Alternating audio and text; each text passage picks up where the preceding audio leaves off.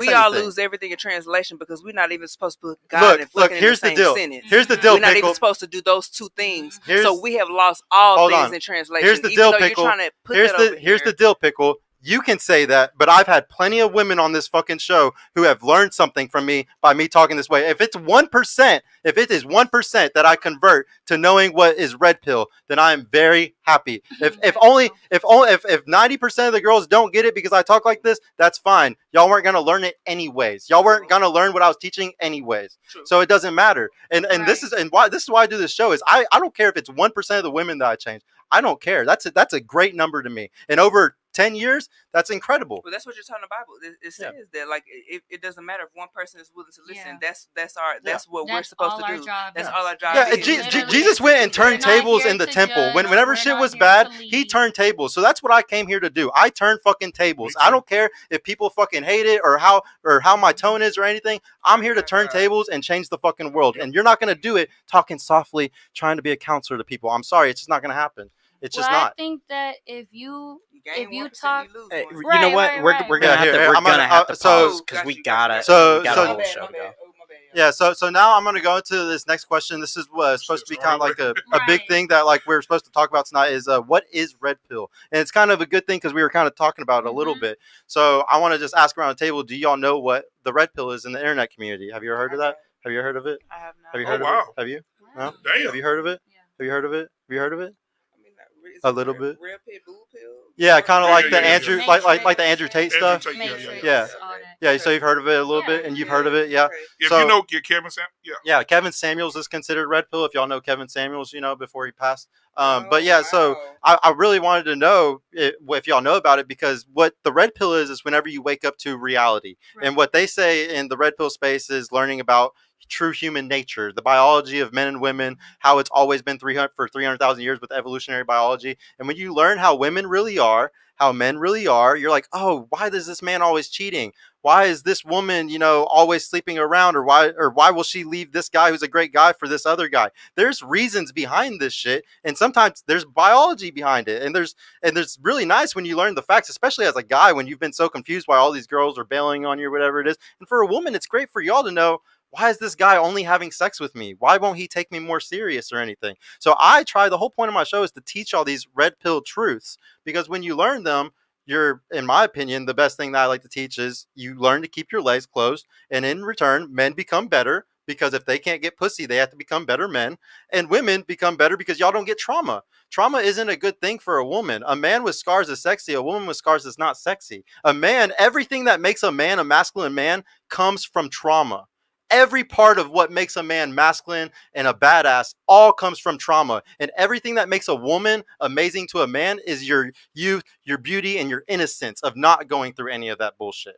We're complete opposites. A good Christian too, though. It says that in the Bible. God said it in the Bible. That's what makes a good Christian, is somebody that goes through all of those things for him. Yeah. Or how many girls in here feel like we're past the point of like, okay, we're not going to give you the vagina because we know that you're not this or you're not that. Now it's kind of like a little bit more of a science where the math is not math, and where you have portrayed this, or you have over the pandemic grasped another tool to be able to be a con artist, or you've been able to have these different experiences in your life to where now you seem like you're this person. And what we all need to have is discernment to be able to see and to be able to wait out a situation before we soul tie with a person or a man or whatever the case may be. But I feel like we're past the point of like, if we just stop giving them vagina, then they will act right, because it's like we can hold out as women. Well, you said discernment. We said discernment. How did discernment happen in the past? You had help. You weren't sitting here making all these decisions by yourself. You had amazing men in your life that were helping you make these type of decisions. What you talking about? Like you can't decide. No, I can't decide with my vagina that I'm not going to have sex. I'm saying you're not going to pick the right men by yourself. Like you're not going to be able to choose wisely. Like you're just not able to. You're not meant to. And you're saying God is helping me. No, I'm saying men are helping you. If you help men, if you have men around you in your life, you will pick better men. But if you don't have men around you in your life, you're not going to pick good men because you don't have examples, first of all, to see what a good man is. And second of all, you don't have a guy to call out when that guy comes around that's a piece of shit, why he's a piece of shit. Women fall in love with their ears, men fall in love with their eyes. So if a guy says the right things to you, you're sold. If that guy said the same thing in front of me or whatever, and I'm your brother, your uncle, your father, he ain't making it past me because I know what he's doing. That's why, and this is the issue today is women get no fucking help. Especially the ones that are raised by like single mothers or anything like that. How the fuck are you supposed to know what a good relationship is like, what a good man is like, if you were raised by someone that never had that in front of them, even with them? Example, like if she if she was my sister, if you were my little sister, right? Yeah, you came in as my little sister, and you brought the dude, which he's like, yeah, man, it's my beautiful girl, I know, but dudes know dudes. So the first time I'm like, man, that motherfucker full of shit. And I'm going to tell you, that motherfucker full of shit, man. Hey, listen, you don't need to be hollering at that dude, man. I see that dude again, I'm going to stomp his ass out. If he's wearing Gucci, it's because he's broke. Ask him about his 401k. Yeah, or ask him to pull up his bank account. Hey, put your fingerprint in your phone. Let me see your Capital One. Because right now, if you ask me to see my shit, I'll give you the phone and say, hey, you look at it. Because I'm not that dude. I'm not going to be putting on no fucking Gucci portraying something that I'm not. When you got the Crisco shirt on, but you fucking great value. So, Sergio, you remember 2 weeks ago? Yeah, what? You remember Donnie? 2 weeks ago, the chick that we had on the panel, and she said that she was Nigerian, and she was saying that she got away from the traditional values from having introducing guys to her father. And then we asked her like, oh, did you ever have an ex that you're still like kind of hooked on, that you still like, was attracted to, that you really wish you still had? And she was like, yeah. And we asked her and we said, what did he do for a living? What was his occupation? She's like, she couldn't even fucking tell us. And I was like, that's why you fucking needed that. Exactly. Yeah. That was a prime example why you need a fucking father. Because he would have saw that, and if he really didn't have a fucking job, he would have been like, fuck no. Check that shit. Yeah. So I want to ask this really quick. Have y'all ever had a family member help you? We're not going to say father, but uncle, brother, father, give you advice? No? No.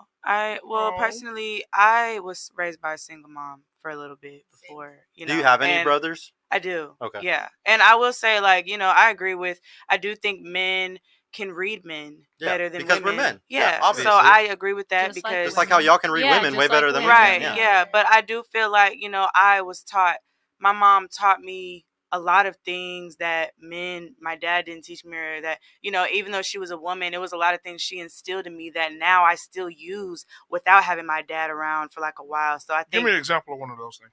I do think, I have become a little hyper independent. That's a thing for me, just based off trauma and not having like a father figure for a while, whatever. But I think that it's made me now as an adult, like be more hold men to a certain standard, because it's like my mama was a single mom. She was doing it for a long time. I was doing it for a little bit. So now with men, it's like, what are you bringing to the table? Because this is what I've been bringing for a while. So it's like, it's really perspective, and it's like experience. Like I said, like, yeah, now that I'm around my dad a little more, it's like, I do think that my attitude on men has changed a little bit. Cause it's like, yeah, your dad is always going to protect you and make sure you're good. And men do offer a lot to teaching you about what kind of man you want, because you know how they say, like, usually women go for figures that are like their dads. Yeah. So, I definitely agree, like, with what y'all were saying about if you have a brother or a cousin that's a male or whatever, I feel like they kind of are able to help you. Right. But women too, I think, some single moms, for me, I feel like have good judgment as well, because they've had to be mom and dad. Hey y'all, Sergio here. I just want to mention I've created a completely free guide that shows you exactly how I went from having low confidence and being painfully awkward around women to easily meeting and dating numerous high quality desirable women in real life without the use of any dating apps or social media.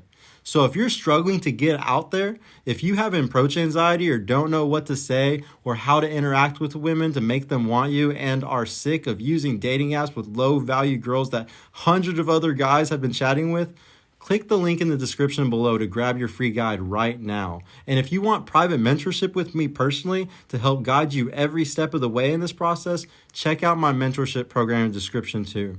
I would be happy to help you reach your dating goals and overcome any obstacle you may face. And trust me, if I can do it, you can do it too. I hope to see you soon. Peace out.